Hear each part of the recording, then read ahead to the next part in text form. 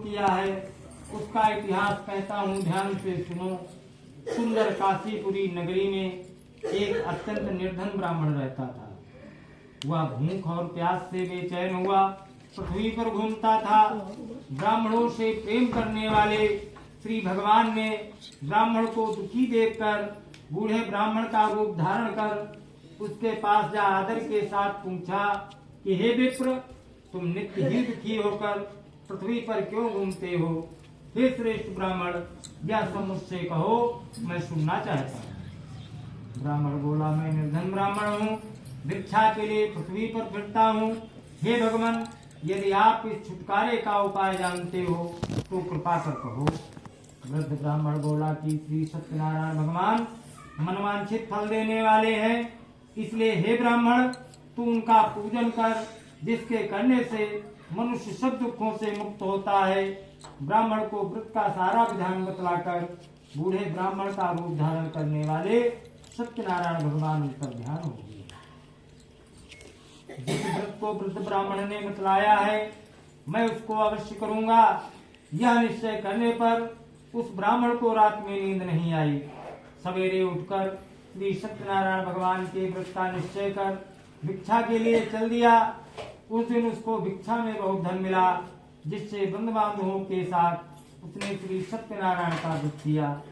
इसके करने से वह विप्र सब दुखों से छूटकर अनेक प्रकार की संपत्तियों से युक्त हुआ। उस समय से वह विप्र हर मास व्रत करने लगा। इस तरह सत्यनारायण भगवान के व्रत को जो करेगा वह सब पापों से छूटकर मोक्ष को प्राप्त होगा। आगे जो पृथ्वी पर सत्यनारायण भगवान का व्रत करेगा वह मनुष्य सब दुखों से छूट जाएगा। इस तरह नारद जी से नारायण का कहा हुआ व्रत मैंने तुमसे कहा। हे विप्रो, और क्या कहूँ? ऋषि बोले, हे मुनीश्वर, संसार में इस विप्र से सुनकर किसने इस व्रत को किया, हम सब सुनना चाहते हैं। दो बत्ती उठाओ, दो बत्ती। हमारे मन में श्रद्धा है।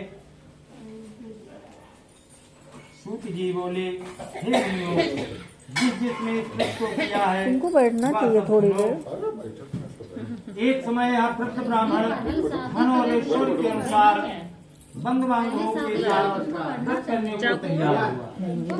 इसी समय एक लकड़ी बेचने वाला बूढ़ा आदमी आया और बाहर लकड़ियों को रखकर विप्र के मकान में गया। प्यास से दुखी लकड़हारा उनको व्रत करते देखकर उनको तो जबरदस्ती बैठाया है। अरे उनको तो जबरदस्ती बैठाया है। और उस व्रत के करने से क्या मिलता है? ब्राह्मण ने कहा, सब मनोकामनाओं को पूरा करने वाला यह श्री सत्यनारायण भगवान का व्रत है। इनकी ही कृपा से मेरे यहाँ धन धान्य आदि की वृद्धि हुई है। विप्र से इस व्रत के बारे में जानकर लकड़हारा बहुत प्रसन्न हुआ। भगवान का चरणामृत ले और भोजन करने के बाद ऐसे काट दो। लकड़हारे ने अपने मन में हाँ बस का संकल्प किया कि आज ग्राम में लकड़ी बेचने से जो धन मिलेगा उसी से सत्यनारायण देव का उत्तम व्रत करूंगा। 4 फांकी करके हटाओ, मैं तो 3 करूं। बूढ़ा आदमी नहीं अब ना काटो। हनुमान लोग रहते थे, इतना तो ठीक है। हाँ, 1 फांकी देना है केवल प्रसाद। वो हटा दो। तब वह बूढ़ा लकड़हारा दाम ले और प्रसन्न होकर पकी हुई केले की फली, शक्कर, घी, दूध, दही और गेहूं का चूर्ण इत्यादि श्री सत्यनारायण भगवान के व्रत की कुल सामग्रियों को लेकर अपने घर गया। फिर उसने अपने भाइयों को बुलाकर विधि के साथ भगवान जी का पूजन और व्रत किया।